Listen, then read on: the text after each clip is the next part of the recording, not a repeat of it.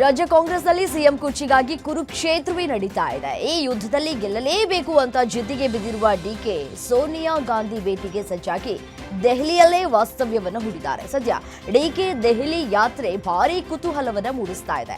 High command ಮುಂದೆ ಹಲವು ವಿಚಾರ ಪ್ರಸ್ತಾಪಕ್ಕೆ ಡಿಕೆಶಿ ಅಂತೂ ಸಜ್ಜಾಗಿದ್ದಾರೆ. ಈ ವೇಳೆ ನಾಯಕತ್ವ ಗೊಂದಲ ಇತ್ಯರ್ಥಕ್ಕಾಗಿ ಒತ್ತಡ ಹೇರಲಿದ್ದಾರೆ. ಸಿಎಂ ಪಟ್ಟ ಕೊಡಲೇಬೇಕು ಅಂತ ಬಿಗಿ ಪಟ್ಟು ಹಿಡಿಯುವ ಸಾಧ್ಯತೆಗಳಿವೆ.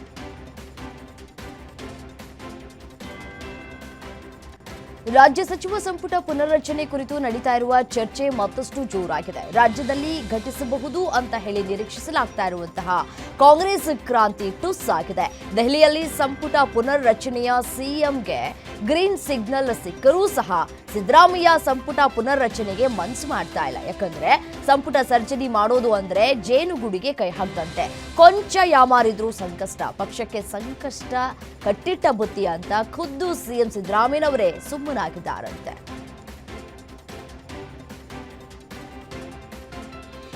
Bengaluru rowdy sheeter Shivaprakash alias Biklu Shiva ಕೊಲೆ ಪ್ರಕರಣದ ಆರೋಪಿಯಾಗಿರುವ ಬಿಜೆಪಿ ಶಾಸಕ ಭೈರತಿ ಬಸವರಾಜ್ ಸಲ್ಲಿಸಿದ್ದ ನಿರೀಕ್ಷಣಾ ಜಾಮೀನು ಹೈಕೋರ್ಟ್ ವಜಾಗೊಳಿಸಿದೆ. ಹಲವು ದಿನಗಳಿಂದ ತಲೆಮರೆಸಿಕೊಂಡಿರುವಂತಹ ಭೈರತಿ ಬಸವರಾಜ್ಗೆ ಬಂಧನದ ಭೀತಿ ಎದುರಾಗಿದೆ. ಇದೀಗ ಜಾಮೀನು ಅರ್ಜಿ ವಜಾಗೊಂಡಿರುವುದರಿಂದ ಯಾವುದೇ ಸಂದರ್ಭದಲ್ಲಿ ಬೇಕಾದರೂ ಬಂಧನ ಆಗಬಹುದು. ಸದ್ಯ ಅವರು ವಿದೇಶಕ್ಕೆ ಪರಾರಿಯಾಗಿರುವ ಶಂಕೆ ಹಿನ್ನೆಲೆಯಲ್ಲಿ ಅವರ ವಿರುದ್ಧ ಇದೀಗ ಲುಕೌಟ್ ನೋಟಿಸ್ ಜಾರಿಯಲ್ಲಿದೆ.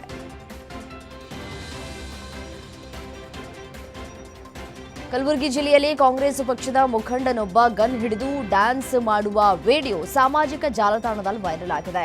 ಅಫ್ಜಲ್ಪುರ ಕ್ಷೇತ್ರದ ಕೈ ಮುಖಂಡ ಮತೀನ್ ಪಟೇಲ್ ಎಂಬಾತ ಗನ್ ಹಿಡಿದು ಪೋಸ್ ಕೊಡುತ್ತಾ ಧುರಂಧರ್ ಹಾಡಿಗೆ ಡ್ಯಾನ್ಸ್ ಮಾಡಿದ್ದಾನೆ. ಗ್ಯಾರಂಟಿ ನ್ಯೂಸ್ ವರದಿ ಬಳಿಕ ಚೌಕು ಠಾಣೆಯಲ್ಲಿ ಸುಮೋಟೋ ಕೇಸ್ ದಾಖಲಾಗಿದೆ.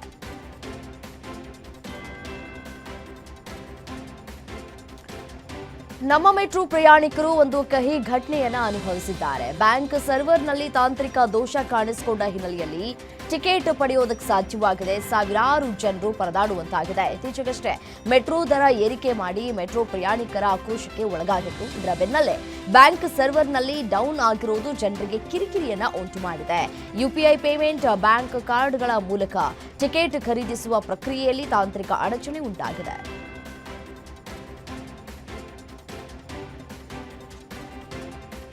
ದಾವಣಗೆರೆ ಪೊಲೀಸ್ ವರಿಷ್ಠಾಧಿಕಾರಿಯಾಗಿದ್ದ ಉಮಾ ಪ್ರಶಾಂತ್ ಅವರನ್ನ ವರ್ಗಾವಣೆ ಮಾಡಿರುವ ರಾಜ್ಯ ಸರ್ಕಾರ ಐಪಿಎಸ್ ಅಧಿಕಾರಿ ಎಚ್ಟಿ ಶೇಖರ್ ಅವರನ್ನ ಜಿಲ್ಲೆಯ ನೂತನ ಪೊಲೀಸ್ ವರಿಷ್ಠಾಧಿಕಾರಿಯಾಗಿ ನಿಯೋಜಿಸಿದೆ. ಕಳೆದ ಕೆಲವು ಸಮಯದಿಂದ ಜಿಲ್ಲೆಯ ಕಾನೂನು ಸುವ್ಯವಸ್ಥೆಯನ್ನ ಸಮರ್ಥವಾಗಿ ಉಮಾ ಪ್ರಶಾಂತ್ ನಿಭಾಯಿಸಿದ್ದು, ಈ ಹಠಾತ್ ವರ್ಗಾವಣೆಯು ಜಿಲ್ಲೆಯ ಜನರಲ್ಲಿ ಮತ್ತು ಪೊಲೀಸ್ ವಲಯದಲ್ಲಿ ಕುತೂಹಲ ಮೂಡಿಸಿದೆ.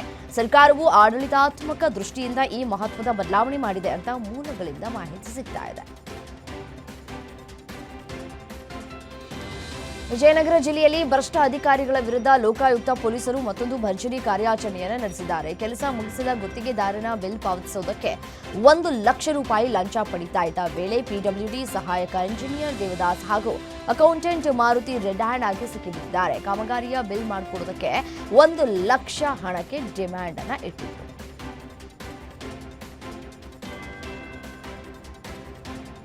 ಚಿತ್ರದುರ್ಗದ ಮೊಳಕಾಲ್ಮೂರು ತಾಲೂಕಿನ ದೇವಸಮುದ್ರ ಗ್ರಾಮದ ಮೊರಾರ್ಜಿ ಶಾಲೆಯ ಮಕ್ಕಳು ನೊಣಗಳ ಕಾಟಕ್ಕೆ ಹೈರಾಣಾಗಿದ್ದಾರೆ.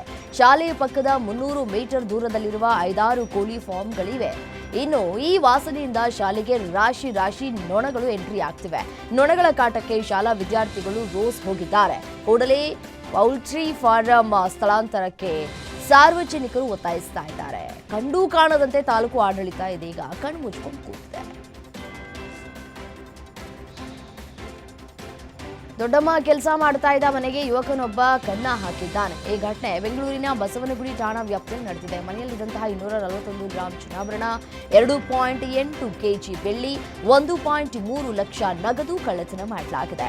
ಆರೋಪಿ ಶರತ್ನನ್ನ ಬಂಧಿಸುವಲ್ಲಿ ಯಶಸ್ವಿಯಾಗಿದ್ದಾರೆ. ಬಂಧಿತರಿಂದ ಕಳುವಾದ ಎಲ್ಲ ಚಿನ್ನ, ಬೆಳ್ಳಿ ಮತ್ತು ನಗದನ್ನ ವಶಪಡಿಸಿಕೊಳ್ಳಲಾಗಿದೆ.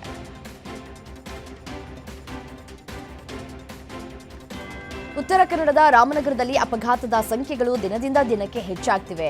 ಅನಮೋಡ ಹೆಮಾಡಗ ಗ್ರಾಮದ ಒಂದೇ ಜಾಗದಲ್ಲಿ 20 ದಿನಗಳಲ್ಲಿ 20 ಅಪಘಾತಗಳು ಸಂಭವಿಸಿವೆ.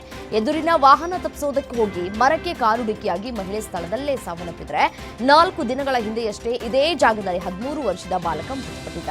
ಪದೇ ಪದೇ ಅಪಘಾತ ಹೆಚ್ಚಾಗ್ತಾ ಇದ್ದು ಆ ಸ್ಥಳದಲ್ಲಿ ಆತ್ಮಗಳು ಕಾಡ್ತಿದ್ಯಾ ಅಂತಹ ಮಹಿಳೆ ಸೇರಿ 8 ಮಂದಿ ವಿದೇಶಿ ಪ್ರಜೆಗಳನ್ನ ಸಂಜಯನಗರ ಠಾಣೆ ಪೊಲೀಸರು ವಶಪಡಿಸಿದ್ದಾರೆ. ಕ್ಯಾಮರೂನ್ ದೇಶದ 5 ಹಾಗೂ ಸುಡಾನ್ ದೇಶದ 3 ವಶಕ್ಕೆ ಪಡೆಯಲಾಗಿದೆ. 4 ವರ್ಷಗಳ ಹಿಂದೆ ವಿದ್ಯಾರ್ಥಿ ವೀಸಾದ ಅಡಿ ನಗರಕ್ಕೆ ಬಂದಿದ್ದಂತಹ ವಿದೇಶಿ ಪ್ರಜೆಗಳು ಮೈಸೂರಿನ ಹಿನಕಲ್ ಪ್ರದೇಶದಲ್ಲಿ ಮಾನವೀಯತೆಯನ್ನ ಮರೆಸುವ ಹೀನಾಯ ಘಟನೆ ಬೆಳಕಿಗೆ ಬಂದಿದೆ. ಮೃತ ಯೋಧ ಗಂಗಾಧರ್ ಸಮಾಧಿಯ ಮೇಲೆ ವಾಮಾಚಾರ ಮಾಡಲಾಗಿದೆ. ಕಳೆದ 15 ದಿನಗಳ ಹಿಂದೆ ಕ್ಯಾನ್ಸರ್ನಿಂದ ಗಂಗಾಧರ್ ಮೃತಪಟ್ಟಿದ್ರು. ಕಳೆದ ಭಾನುವಾರ ಹುಣ್ಣಿಮೆ ದಿನದಂದು ಗಂಗಾಧರ್ ಕುಟುಂಬಸ್ಥರು ಸಮಾಧಿಗೆ ಪೂಜೆಯನ್ನ ಸಲ್ಲಿಸುವುದಕ್ಕೆ ಹಿನಕಲ್ ಸ್ಮಶಾನಕ್ಕೆ ತೆರಳಿದಂತಹ ಸಂದರ್ಭದಲ್ಲಿ ಘಟನೆ ಬೆಳಕಿಗೆ ಬಂದಿದೆ. ಈ ಸಂಬಂಧ ಮೈಸೂರಿನ ವಿಜಯನಗರ ಪೊಲೀಸ್ ಠಾಣೆಯಲ್ಲಿ ಪ್ರಕರಣ ದಾಖಲಾಗಿದ್ದು ಪೊಲೀಸರು ತನಿಖೆಯನ್ನು ಕೈಗೊಂಡಿದ್ದಾರೆ.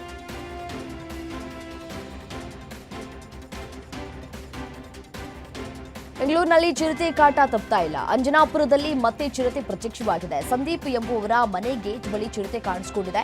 ತಡರಾತ್ರಿ ಮನೆ ಗೇಟ್ ಒಳಗೆ ಬಂದಂತಹ ಚಿರತೆ ನಂತರ ಹೊರ ಹೋಗ್ತಾ ಇರುವಂತಹ ದೃಶ್ಯ ಸಿಸಿ ಕ್ಯಾಮೆರಾದಲ್ಲಿ ಸೆರೆಯಾಗಿದೆ.